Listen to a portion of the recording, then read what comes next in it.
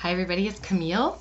At Physiology for Hippies, we look at a different topic every month, and this month we are doing the blood vessels. So this is our first video, which is a basic introduction to make sure that we're all on the same page before we go into a little more detail later.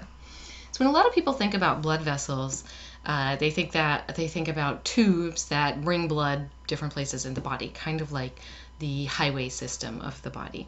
And that is true to a certain degree. One of the things that blood vessels do is help blood deliver oxygen and nutrients to all the tissues of the body, and they help remove carbon dioxide and other wastes from tissues so that we can breathe out the carbon dioxide or remove waste via the liver and the kidneys.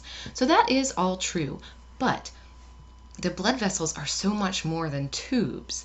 And in fact, what the blood vessels are doing is they're directly interacting with the blood and making adjustments. So the blood vessels can change how big they are. They can respond to local conditions as well as signals that affect the whole body.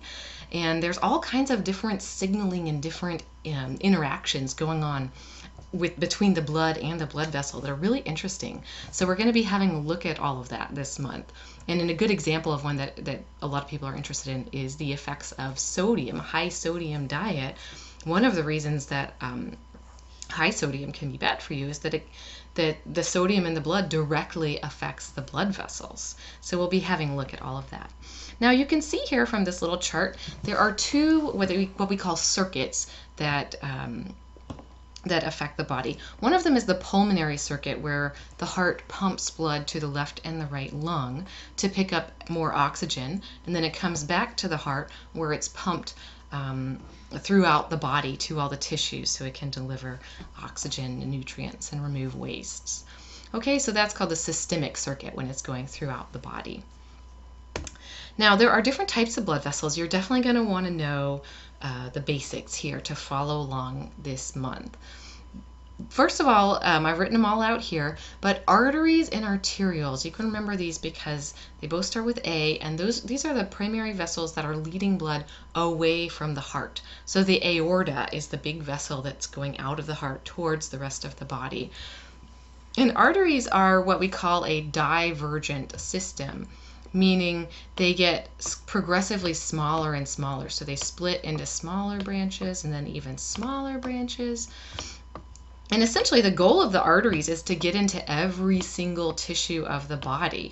And eventually they get small enough to be called arterioles. Now the arteries themselves experience the highest pressure of all the blood vessels because they're so close to the heart, right? So the heart pumps and the arteries really have to absorb that high pressure. They have a lot of muscle for that reason. Arterioles, which are just smaller arteries, are really cool because they are very responsive to the tissue. So the arterioles have smooth muscle that allows them to get bigger if the tissue they're serving needs more blood, so that more blood can rush into the tissue. And if that tissue doesn't really need a lot of blood right then, the arterioles can constrict, which shunts blood to other parts of the body that might need it more. And we'll talk a lot more about that in future lessons as well. Then we get to everybody's favorite type of blood vessel, which is the capillaries. And the capillaries are the smallest blood vessel. They're found in virtually every tissue in the body, and this is where all the action takes place.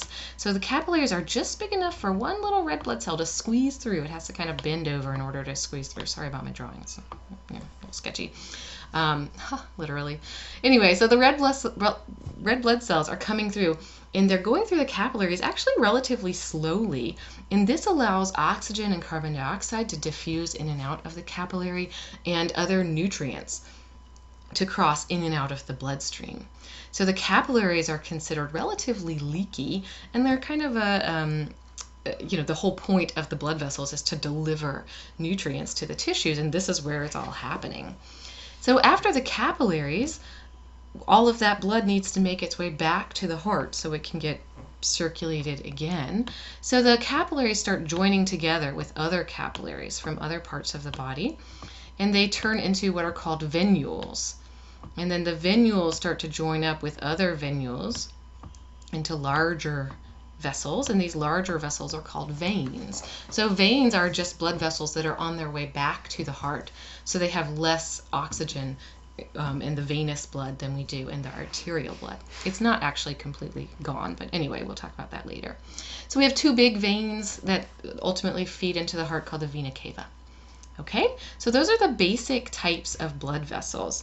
Now, I want to have a quick look at the structure of these vessels because there's some kind of interesting features that we'll be talking about more later. So if we look at a basic structure, we can see here they are kind of like a tube, and the middle of the tube, which is where the blood would be flowing, is called the lumen. And that's a generic term for the middle of any tube. So for example, the middle of the digestive tract is also called the digestive lumen. And the interface, the cells that actually interface with the blood, are these little cells right here called the endothelial cells. They make up the endothelium. And you can see they're just one little cell thick, but they're really very cool. And we're going to be talking more extensively in the next few weeks about the endothelium and how it interacts with the blood. Beneath the endothelium, we have just a layer of structural proteins that provide some scaffolding for the blood vessel. And then in the arteries and arterioles, we have a thicker layer of smooth muscle. And that allows the arteries to kind of absorb some of the pressure, and it allows the arterioles to adjust their diameter based on how much blood is needed in the downstream tissues. Oops. Now, and then beneath the muscular layer, we just have some more kind of structural layers, okay? Okay, so let's look at some of the differences here. So this is just another type of diagram, another way to look at things. So we can see that the heart is pumping the blood this way through the lumen. The endothelium is here, this little layer. And then beneath the endothelium, a little deeper, we have our smooth muscle, because this is an artery. And then we have some structural, the basement membrane here, and this adventitia, and the other structural pieces that hold it all together. The arteries split into smaller arterioles, and then the arterioles eventually become capillaries. Okay, and you can see that capillaries are they're kind of a web-like structure. They fan out to try and reach all the tissues. And if this tissue, let's say this tissue didn't really need a lot of blood right now, you could actually close off. There's these little, what we call thoroughfares or met arterioles, and you can actually close off these openings so that blood doesn't go through some of these capillaries and shunt the blood directly into the venules. So that's kind of a handy feature, right? And then on the way back to the heart, we have venules that come together to form veins. And the venous blood is working its way back to the heart.